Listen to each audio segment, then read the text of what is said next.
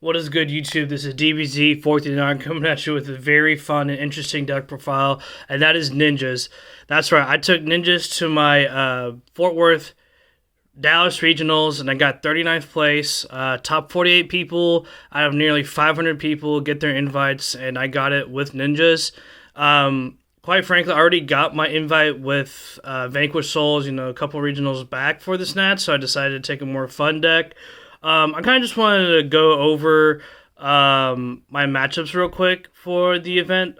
So it's 9 rounds, and I would say won about 5 to 9 dice rolls. My first round I played against Chimera Runick. What happened that game was it was a grind game, first 2 games, and then game 3, it was going into time, and then I just literally made Maizen, and then just tagged directly for game. So that's how I got game 1. Round 2 I played against Bystial Runick. Essentially, I just hand-trapped him to death, and them not knowing how the deck worked, they made a lot of misplays, and I just took advantage of that and snowballed my way to victory in Game 3 and won that 2-1. I'll be posting my matchups below down in the description. Next, I played Bystial Dragonlink. Unfortunately, I got 0-2'd. This was a hand trap matchup here. We just kept hand trapping each other. I drilled him, I shifted him. He was passing his turn, he was hand trapping me, and I really couldn't do much, unfortunately, so I did lose that round there. Unchained. The following round, I got 2-0'd. He just had a bunch of gas. So at this point, I'm 2-2, and I'm like, I got to win out, or maybe I get one draw out of the next 5 matchups in order to potentially get top 28. And then I just went on fire. Played against Stun Runick. 2-1 that matchup. Essentially the Iron Digger was pivotal in that matchup, being able to eliminate those floodgates. Got me the dub. Then 2-0'd the tier player. Shifter is just a busted card along with other hand traps that just essentially didn't allow them to play. Then I 2-0'd an Unchained player. Again, another matchup where my opponent didn't know what my deck did, so I took advantage of that and 2-0'd him.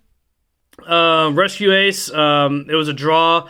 First game took about like 30 to 35 minutes, and I quickly won game 2, and then game 3 he couldn't find a way to burn me, so that was round 8. And finally, I played against Fire King diabellastar. Again, hand traps carried. It just didn't allow him to play the game, and there's actually a really cool weakness to that deck, which this deck can really take advantage of. I'll just go over it real fast. Basically, you make this guy on their turn whenever with Tobari, and you just hit the island until you just let them do whatever. You just make that, and just it's a free Regeki whenever you want. So that was pretty cool. I did that to him, and he couldn't really play the game. So yeah, that was it for my matchups. I went 6-2-1, got 39th place out of 48. So extremely proud. A lot of people were just cheering me on because I was on top tables most of the time, and they're just in awe that how is this ninja player, essentially winning, all his matchups. So, and another thing I just wanted to mention about this deck in particular, why I took ninjas. First and foremost, this deck it's a really fun deck, and I went to my locals the other day, and keep in mind I haven't been going to locals as much, especially post COVID. I wasn't really having too much fun with the game. Like prior to COVID, I was at my peak, I'm at my prime with the game. I took a lot of fun decks, 2 regionals and whatnot, and consistently topping with them, and I kind of lost that mojo. So I randomly dueled a Blackwing duelist at my locals, and I 2-0'd them real fast. And usually when I go to locals, I don't really talk to people and stuff. I just go there, do my job, and win, kind of thing. And so we had a time to converse about the game, and he's a brand new player.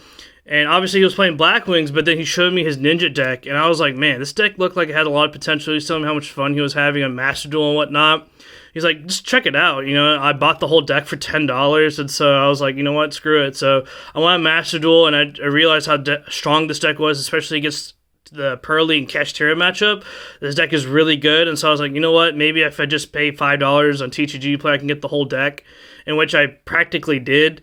And so I just wanted to challenge myself, with enough practice and stuff like that, I was able to figure out the deck. I did play the deck before, and it was just too hard, but once you simplify it, you practice with it, you understand the different lines you can go.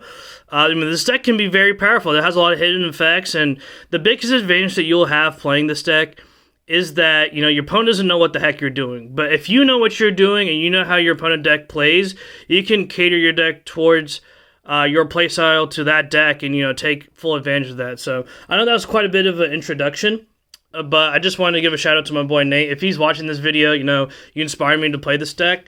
And yeah, without any further ado, let's get on with the deck profile. Starting off with, obviously, the best card in the deck, Hanzo, not once per turn.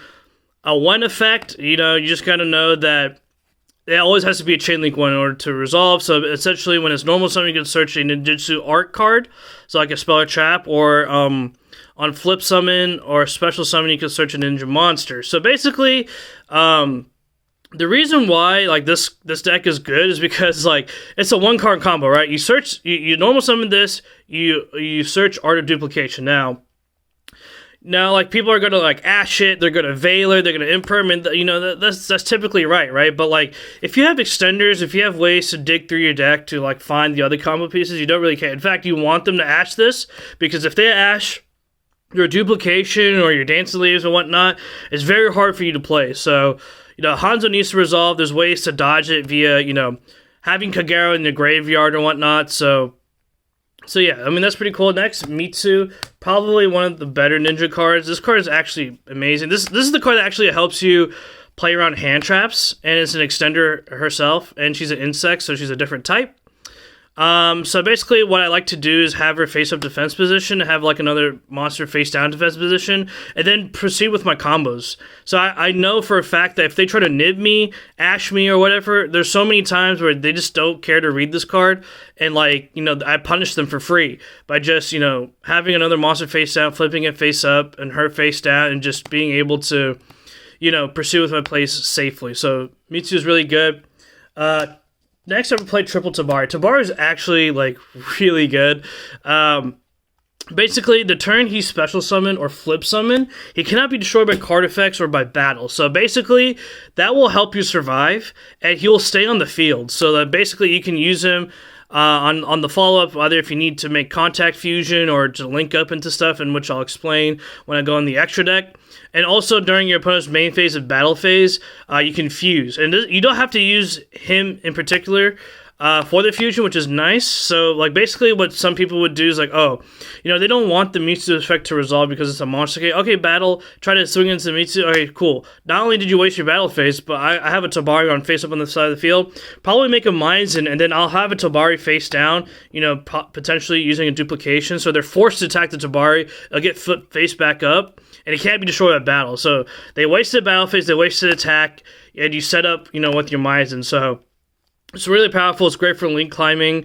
Tobari, some combo lines where you just have to normal summon this card, have a ninja monster in hand, most likely a Jioh, and then just like set a bunch of traps and have hand traps, and that itself could be enough to, you know, be good turn 1 play. And so yeah, I thought that was kind of crazy. Next, we do play double Jioh. Now, for the longest time, I was playing this card at 1, and some people are like, oh, you know, this card's a brick and whatnot, which is a semi-brick in hand for sure. You don't want to see him in hand, but the main reason why you want to have 2 is because in the grind game, in which I find myself a lot in, like, you need to have this card in your deck, right? For Maizen to, like, summon him off, you know, flip 2 things face down permanently if it's your opponent's monster. But also, a lot of times I would flip my own stuff face down. Like, if I know that, like, you know, I need to book 1 monster for sure, but I can book another card, like another Baku or a Grandmaster Hanzo, like, and then I can flip them up on my turn and get their effects. So, like,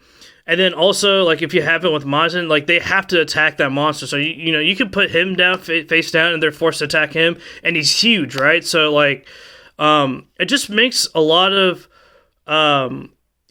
weird interactions for your opponent to, like, be like, hey, like, you know, they have to get rid of, you know, certain things before they can get rid of other things, and other things have, like, certain protection, and just a lot of hidden effects, right? So, and then also when the other cards flip face up, while he's face up, you can pop a card in the field, so, which is really, I think it's a pop a monster.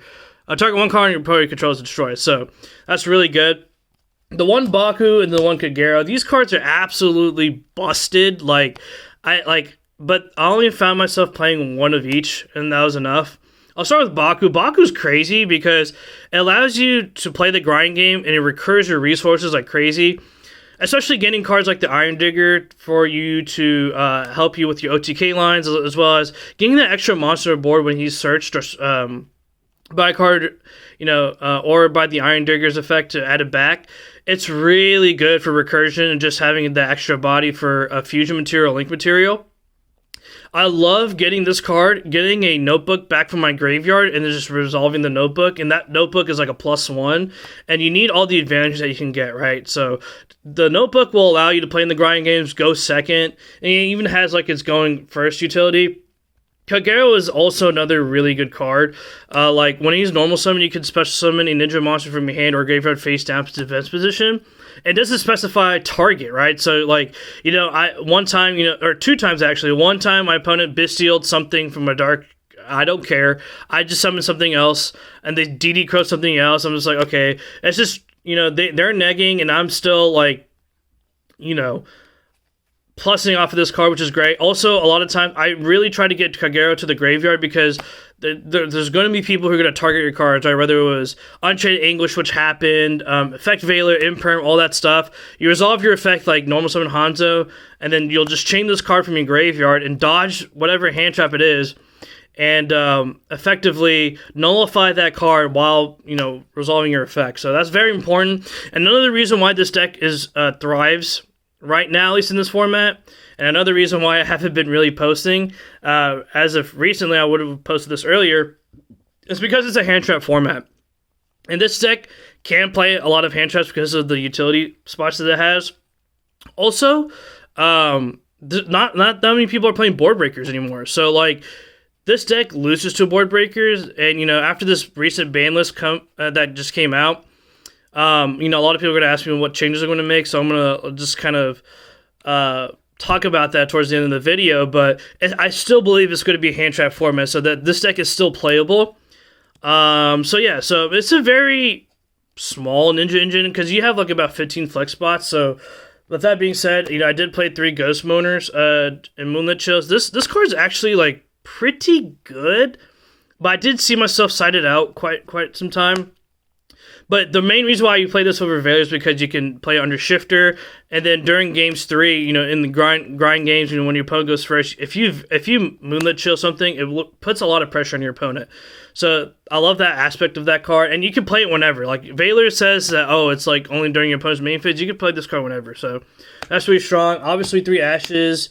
3 Shifter, the MVP of this entire event. The fact that this deck does not care about Shifter whatsoever. The only thing is about like Notebook recurring from the graveyard and the Iron Digger being able to banish something to resolve its effect and then the Cross Sheep Revive. But at the end of the day, my strategy was to hand trap my opponent, make them not able to play, or at least have a manageable board, so for the rest of my cards that I have in my hand, I can play the game, right, going second. And that was the main problem with this deck, right? Like, the ability to go second, because so many decks, they go crazy going first uninterrupted. Like, ninjas are not known to, like, break boards, but the way I play ninjas, I mean, there's a multitude of ways of playing ninjas with the combos and all this other fun stuff, but in my eyes, if you wanted to be very competitive and like playing this sort of format, you have to play hand traps. And one of the best hand traps that you can play is Shifter.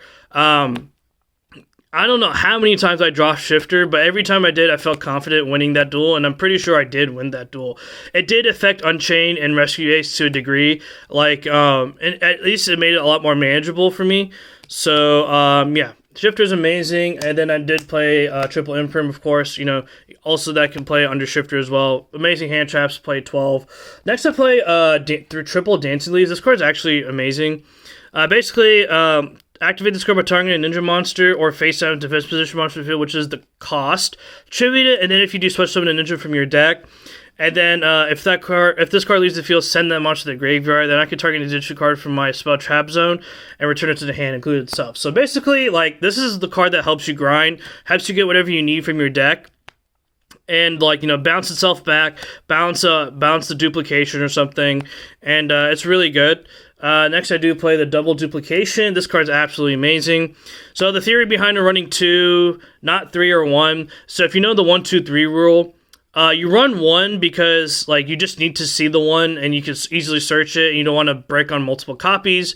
And playing 3 is like, oh, like you need to see the card. Like you don't really care like if you see multiple, like you have to see it kind of thing. But 2 is a funny number. 2 says it's like you want to see it, but like you don't want to see multiple copies of it because at the end of the day, you're going to search it off of either your Prosperity or your Hanzo, right? But the thing is, another reason why you run multiple copies is because if your Hanzo gets interrupted and you already open this, like you want them to ash your Hanzo, so you know that on the follow-up, the only way they can interrupt this is like a Cosmic Cyclone or like an ash. And if they already burned the ash, then like you feel a lot more confident resolving this card. And now that not that many people are playing Cosmic or anything like that, like you feel pretty safe. And like there wasn't any board breaking card that was used on me throughout the entire event because I knew that it was a hand trap format and I catered my deck towards that. So that's what gave me the advantage.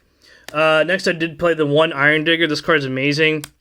It makes the equipped monster gain 500 attack and make it a ninja monster. And I love what I do a lot is like I would attach it to an opponent's monster and destroy that monster, right? And whatever I banished off of this card, I would recur that resource, right? So like sometimes with the combo, like you would just use the Iron Digger to target the Cross Sheep itself and then send the Iron Digger itself. But why do that if you could just target an opponent's monster and send it for free, right? This card also outs Floodgates. So in my Runick Stun matchup, like this card was MVP, got rid of skill drains and whatnot.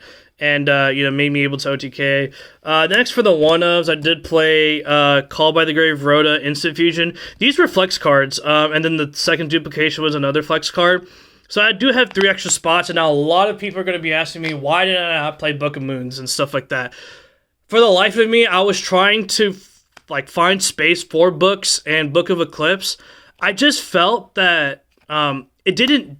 Like, it wasn't powerful enough this form. Like, I thought it was just an okay card. Sure, it has a nice interaction with Dancing Leaves, but my main thing was I want to hand trap my opponent. Like, Book of Moon going second, like, isn't as strong. Like, sure, I can target, like, a Wave King Caesar, and that's good. And I really considered just for that card, but so many decks spew out so many interruptions. Like, let's say, like you played Book of Moon over a hand trap, but that hand trap could have hindered your opponent just enough so that you could play on your turn. But if it was just a Book of Moon and they set up their entire field, like one Book of Moon's not going to do you much. Sure, it's great going first and it's a great hand trap dodger, and you can set your opponent's cards. You can use instantly, so that's a great interaction that you can use. But I felt myself that I was bricking a little bit. Like I needed extenders. So, like, Instant Fusion was a great one. Another card I did not play and I failed to mention was Green Ninja. Green Ninja is actually an interesting card. You could play it, but there's just so many weird, gimmicky lines that you can use with Green Ninja. I didn't want to roast my brain playing that card, and I never felt that I needed it. Like, I just felt that so many decks now, like, not only is it a hand trap format, but it's a monster format, they just spew out so many monsters. Like, booking something, like, in the random middle of interaction didn't feel strong enough and didn't feel it really felt that it warranted a spot, at least for this format. Now there's a new balance coming out, the meta's going to change drastically, so books and Green Ninjas could come back into my main deck. I don't know what I would cut it for, but Call by the Grave I felt was necessary for the Ash solely, and I knew it was a hand trap format, so like you're going to need Call by the Grave. Another fun fact, like a lot of people were siding in Bystials, trolling Lockbirds. Some people cited Shifters against me. Like, I did not care. Like, those cards were like, sure, like, go ahead, neg, and I'm going to plus off of that. And I would say, look, I'll just go with the Prosperity. This card is absolutely necessary in this deck. And thankfully it got reprinted, so it's a lot more budgety. But being able to dig for, like, a Hanzo or, like, a duplication or whatnot to set up your going first turn is very, very essential for you to play the game. And there's a lot of extra deck space in this deck that I didn't even use, so I think Prosperity is the perfect card. The only problem with Prosperity is be careful using it second, because you can't really do your Cross Sheep Boral Sword OTK line, so just keep in mind about that. And then finally, the reason why I love going second with this deck and I did not mind losing die rolls is because of Notebook. This card's absolutely broken, and I don't think people knew that you can Ghost Spell and Ash this card, but being able to set a card from my graveyard and from my deck, that's a different type of card from whatever you set, from your deck. It's just absolutely bonkers. Being able to get that Digger from the deck or the, any monster I needed from the graveyard. It's just really good. So even going first, like what happens is someone would imperm me on my Hanzo. I'm like, sure, chain notebook, set the duplication. I'm already back to the races. So that's cool. You know, a lot of times what I'd like to do is I like to like, you know, if I'm open gas, I would go Saizo, the Link monster, and set this card for follow up, right? And then, you know, set the other 2 traps that I already have, and then, you know, link. Contact fuse the Saizo and whatever other monster I have to make a Maizen so that I'm like fully set. Even if my cards do get interrupted or whatnot, like I have follow up. So that's a pretty cool thing to note. Next, we do play the triple Maizen. This card's great, especially in game 3s. Being able to for your ninja monsters to attack directly for free. If there's another ninja monster face down, you can't target this for attack. And any time your opponent activates the effect once per turn during either player's turn, you could special summon a ninja monster for your deck, face up defense or face down defense. So really powerful card. Triple Yagamaru, this is the one that allows me to banish something on my opponent's side of the field. It's really good with the Tobari, just being able to fuse and whatnot. Next for the links, you know, I played these 3 right here, Boral Sword, Access Code, and then Soldier of Chaos. Just really powerful link monsters, the OTK with Cross Sheep. You know, Soldier Chaos is pretty good. You have a lot of like level 7 or beyond monsters in Phantasme, Nibiru, and Jioh. So like you summon this against Unchained and Lab, and they have a hard time outing it. Then the Cross Sheet, the SP Little, and then the Dark. SP Little is great because you can go into like Anima, right? With when you summon like 2 or 3 Tobaris, use like a extraneous Tobari, make an Anima, rip something out, and then use like any other monster to make SP Little. And then when you normal summon Hanzo, they try to interact with it. You can just chain SP Little. Dark is also great because you have a lot of dark monsters. You can bring back their SP Little and then just go into Boral Sword. And then if you have Iron Digger, you just equip it with it and make a Maizen, that's OTK. And then the one Starslayer, this card's really good. You know, if you have deck space, you always, you know, try to play it. But you don't really need to play SP Little and, you know, Starslayer. Like, they're just nice cards to have. But ultimately, you're going to be banishing it a lot off of Phantasme, or off the Prosperity. So, you know, for budget players, there's many other options you can play, like in the Nightmare packages or whatnot. So, yeah. Another card I heavily considered was Super Polymerization. Because of the extra deck space, I just didn't feel that the 2 cards for making a fusion monster that wasn't really powerful enough to combat boards that really didn't really ultimately shut down my opponents. Like, they have so many other, you know, interactions, whether it was hand, spell trap zone, and graveyard. Like, I just didn't feel that it was powerful enough. And then triple talents, tactics talents, because of the amount of hand traps there were. Those were cards I considered and tested. They're all great cards, but I just didn't feel that it was necessary for this event. Phantasme is great because of the fact that you play a lot of hand traps. It's great to protect your stuff, and so, you know, and get whatever hand traps you need. Fix your hand, 3 Drolls. You know, very powerful. Next, we do play the double Nib, double Druis, and then double Bells. These are all great hand traps, you know, against, you know, particular matchups. You know, they did put in the work. Every hand trap in my extra deck came up, so I'm grateful for that. And then 3 anti-spells, because, you know, a lot of people are playing Tactics Thrust, and then, you know, for the Lightning Storms and the Dusters and whatnot, it really stops them. And obviously the spell cards that they play in their decks, by itself, it stops that as well. So, yeah, anyways, that is it for the deck profile, guys. Just a couple of notes I just wanted to mention because I know you guys have a lot of questions. Changes I would make, yeah, side deck for sure. You know, it's going to be, like, we're going to need to play 3 Bells, and then probably main deck 3 Joel and Lockbirds, side 3 Nibirus, and probably play Pankratops and then Duster. So include all those cards there. Probably take out the Moonlit Chills and move some of those hand traps to the main deck. I'm still predicting it is going to be a hand trap format. I will be testing books and seeing if it's more potent this format, which it might be. So we'll see. I might play a couple books here and there. But if I were to pick a book, I'd probably pick Book of Moon, just because I feel with Book of Eclipse going second, you're not able to really OTK your opponent, and it's really hard to, you know, especially with all the interactions that your opponent can have. You know, like going all in with the Cross Sheep, Boral Sword, combo line is very interruptible. So if they flip all their stuff, you're just going to lose because they're just going to draw a bunch of cards, and your deck does not have enough gas to like, you know, withhold that pressure on the comeback. So obviously with small combo lines, like, you know, the normal summon Hanzo, search for duplication. Duplication will get you the insect and the 2 Tobaris. The Mitsu will act as a monster negate, as well as the Tobaris for their fusion. Normal summon Tobari have a Jioh in hand, and that will allow you to play, at least make a Miza on their turn. And then another combo is like have Tobari and Mitsu. Like a lot of times what would happen is I would set, summon Mitsu, Prosperity, they would Ash, okay, negate, flip face down, and then just contact fuse.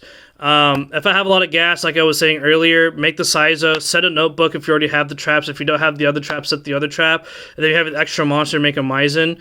Those are just some basic combos. You know, I don't want to make this video too long. I know we went way over what I wanted to do, but I would recommend this deck for a local slash regionals event. Anything above, like, it'd be very, very ballsy to do so.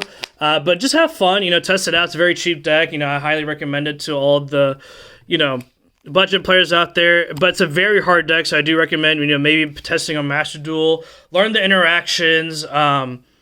It can be very hard, but with enough practice, you know, I truly believe anyone can pick up this deck. And once again, guys, thanks for watching, and you have a great rest of the day.